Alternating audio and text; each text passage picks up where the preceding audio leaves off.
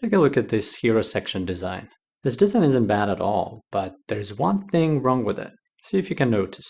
Individually, each element is very well designed, but composition together looks somewhat off. If I were to draw lines on the edges of each element, you'll see that elements aren't really lined up. Fixing this is quite easy. We just line things up as much as we can. A simple trick changed the same design looking from clumsy to orderly and polished. Now, if I was to draw lines on the edges, you'd see a simplistic grid with two main vertical axes. Why does aligning objects make a composition look better? It's exactly the same reason why this room looks better than this room. It's the order. We avoid chaos and seek order. And everything that is orderly, symmetric, and organized will be perceived as more beautiful than anything that is chaotic and disorderly. Some of the most important design rules are about layout. It's a question of where to put things, how to arrange them, what comes after what. In the upcoming lessons, we'll be talking about all the design techniques and rules related to layout. This one is about alignment, probably one of the simplest, the most basic, but one of the most powerful design rules out there. Just a simple alignment can make something look designed. On the other hand, misalignment will make it look sloppy and amateur work. Now, many web developers who don't have a background in design will just drop elements on the page randomly wherever they fit. This makes a page look messy and not attractive at all. But if we take every chance to align objects with each other, then we create something that looks aesthetically more attractive. There are 6 ways you can align objects. Left alignment. This is the most natural way of aligning things because the way we read in Western languages, from left to right, it feels the most natural to our eyes to start scanning for objects from top left corner. Then you have the center alignment. This is frequently seen in web design, less in print design. If you're designing for Arabic, Hebrew, and other right-to-left languages, then most natural alignment would be right alignment, not just for tags, but for other objects too. And there are 3 similar ways to align objects on the horizontal axis.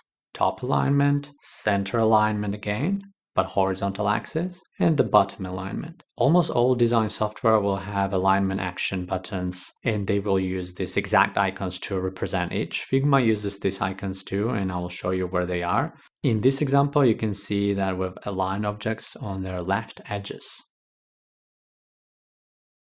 Alignment is the first step for a good layout. When you start lining things up, you'll see that the layout starts to form some sort of a structure. This is called the grid.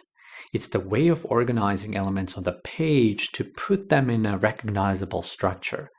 But what design really likes is the grid that is divided in equal sizes. So if we were to draw 8 equal width columns that are spaced out evenly, and we took all our objects and aligned them with these columns, then we would get a layout that feels so much more balanced and designed. And the final step in this process is to reuse the same values as much as possible. The vertical gaps between objects are all 30 pixels, but the horizontal gap is 60 pixels. The right move here would be to make that horizontal gap 30 as well. Now we have a truly balanced layout. Why is the grid so important?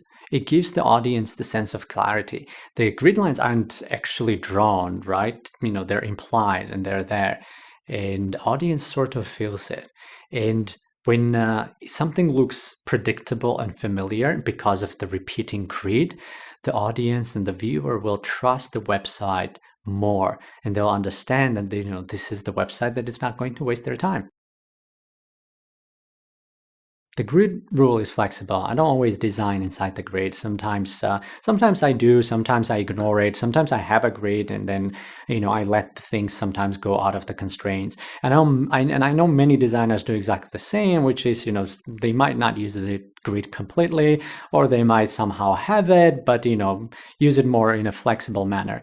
But for you in the beginning, I want you to use the grid because for the beginnings and when you're learning how to design, it's just a really amazing way how to kind of ingrain this great design habit inside of you. And then later on, you can kind of go about it a bit in a more flexible way. We're going to do a practice exercise after this lesson, and I'm going to show you how to easily create a grid inside Figma and how to design within the grid. Most of the design rules that we are going to be speaking in this course can be broken. Although, if we're breaking a design rule, we have to do it with an intention. Because if we're not doing it with an intention and if we're not really thinking about it, probably we're being sloppy. One very common design layout to use in web design is a center layout, which doesn't really fall under a proper grid. Let's take a look at this example. There's no prominent grid on this section. The art is free-flowing and the elements in the middle aren't creating any sort of grid. However, it still looks good and doesn't look sloppy at all, because at least there is an alignment. You can break grid, but you can rarely break an alignment. We can feel the imaginary vertical line these elements are aligned with. In print design, they rarely use center alignment.